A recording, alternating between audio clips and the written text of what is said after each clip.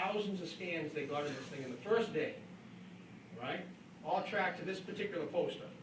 And I say that because maybe there was a poster on the other side of the wall that wasn't doing too good, right? In terms of marketing, we can measure these things by QR codes.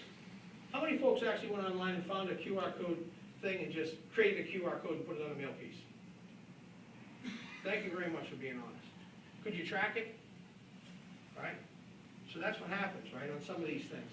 They could, so part of my advice is no matter what you ever use, make sure you use something that you can track that QR code. QR codes on mailers, I already showed you that one. Measuring them. There are all kinds of tools out there that allow you to measure what's going on with the scan.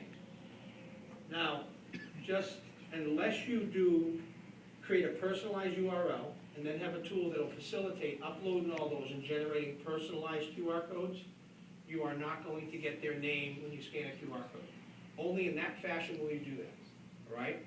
You'll get things like the type of phone, their IP address, time of day, location, if they decide to tell you where they're at, right? If they have their phone on whatever particular geo thing that they wanted to use when they set up their phone for you to scan that thing. Other barcode formats.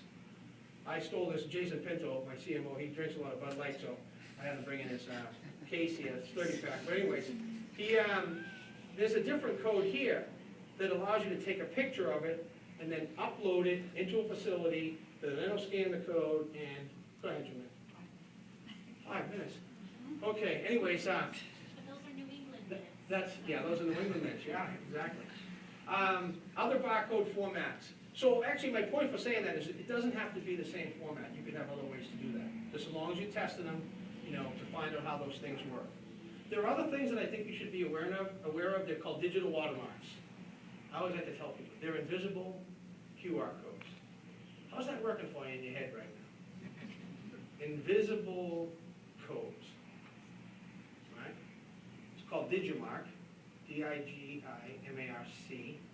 You can go learn about, they have a product that allows you to embed an image that can only be read with certain readers, but it's called a digital watermark. And you have them on your brand new $100 bills, you just don't know that, right? But you can actually see the image in a different way. But you could put something on that page to say, get your Digimarc reader, there's a surprise for you on this particular page, right, printed piece. So digital watermarks. How many folks have heard of augmented reality?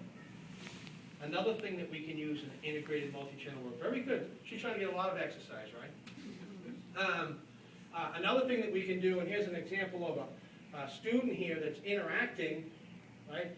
So augmented reality is that piece that says, it's not reality, but it augments what reality could be, and use a program to set that up.